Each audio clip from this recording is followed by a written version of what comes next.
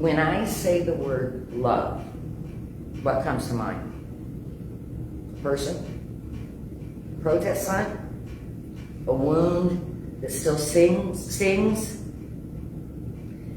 For some of us, love conjures up warmth, connection, romance, or friendship. For others, it stirs grief, betrayal, or exhaustion. And still we cling to it. We wear it on t-shirts. We paste it to church signs. We preach it in pulpits.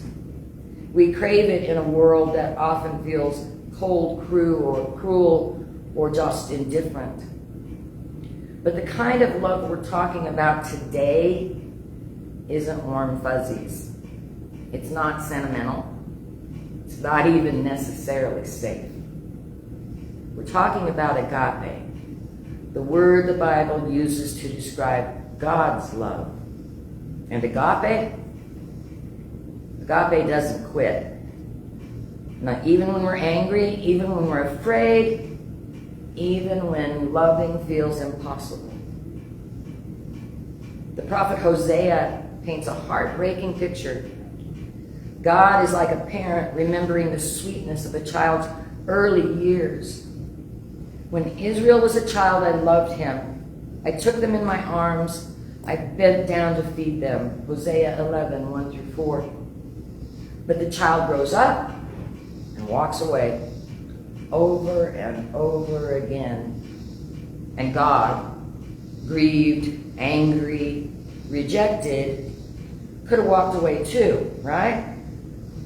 But instead God says, how can I give you up, O Ephraim? My heart recoils within me. My compassion grows warm and tender.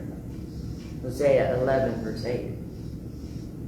God's agape refuses to quit even when it hurts.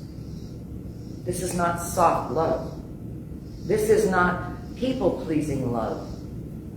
This is ferocious, faithful love that endures betrayal and still shows up with open arms. And friends, that's good news. Because some of us are angry, some of us are terrified, and some of us are both. We don't talk enough about how much our anger comes from love, from grief, from heartbreak, from a deep sense that things should not be this way. But you get angry because you care. You get angry because justice matters. And you get angry because cruelty should never win. And here's the sacred truth. God can hold that anger. In fact, Hosea shows us that God feels that anger too. It's part of agape. Not the whole of it, but part of it. And when anger is held in love, it doesn't consume, it fuels. It becomes action, compassion, courage. Anger alone may burn us out, but agape channels that fire into something holy.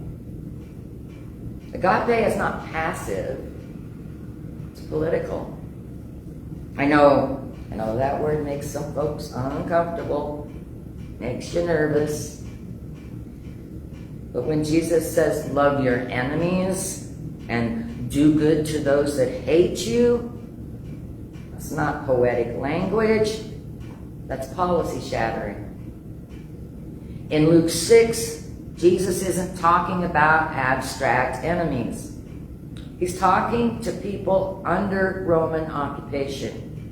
People living under unjust laws, heavy taxes, religious scrutiny, and violence. And yet, Jesus calls for a love that disrupts the system, not by mirroring its cruelty, but by refusing to bow to it. Love your enemies. Do good and lend, expecting nothing in return. Be merciful just as your Father is merciful.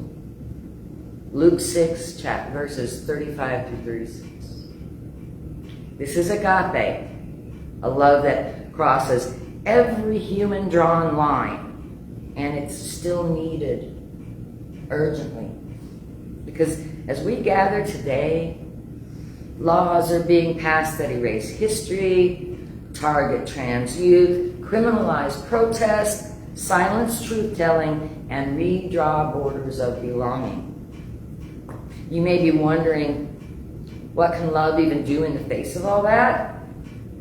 The answer is everything. Because love, real love, shows up. Agape speaks truth in school board meetings. Agape makes casseroles and signs petitions. Agape calls out hate even when it costs you comfort.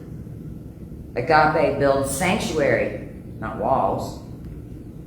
Agape gets stubborn in the face of injustice. Agape doesn't wait until you feel ready. Sometimes we think we have to feel loving before we can act in love. But agape isn't about a feeling. It's about a decision. Paul writes in Romans 12, let love be genuine. Rejoice in hope. Be patient in suffering. Persevere in prayer. Do not be overcome by evil, but overcome evil with good. Romans 12, 9 through 21. This isn't love as niceness. This is gritty, grown-up love. The kind that wakes up and says, I don't feel like it today. I'm exhausted. I'm afraid. But I will still love anyway. Agape does the work. Even when the world tells you it's pointless. Even when your own body says, I got nothing left. Agape plants one more seed, makes one more call, and stands up one more time. And God honors that. Agape is risky, but it's also resurrection. When Jesus tells us to love our enemies, he's not telling us to accept abuse. He's telling us to reject the cycle of revenge, to refuse to become what we despise. Agape does not erase anger, but it does transform it. When we respond to hate with holy defiance, not compliance, we reclaim our power. We say, you can threaten my rights, but you cannot erase my worth. You can ban my books, but you cannot silence my story. You can crucify love, but love rises. Agape always rises because it is rooted not in approval or performance or purity, but in divine persistence. Your love is not wasted. Some of you have poured out love that wasn't returned. You've forgiven people who never said thank you. You stood in the gap while others stayed silent. And maybe you wonder, was it worth it? Let me say this clearly. Yes, because agape never goes to waste.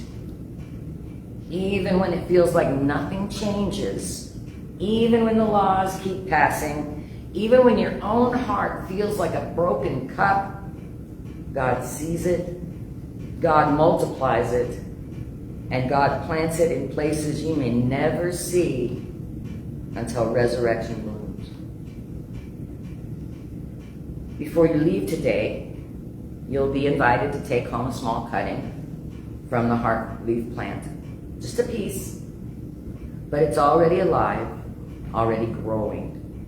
That's what agape looks like. It doesn't need ideal soil. It doesn't need perfect conditions. It just needs care and patience and persistence. as you water it this week, remember that agape lives in you, that God's love has not given up on this world, that love, real love, agape love, is not weakness. It is the fiercest force in the universe. It crossed through death and still walked out of the tomb. It is a love that won't quit. And neither will we. In the name of the one who is love. Amen.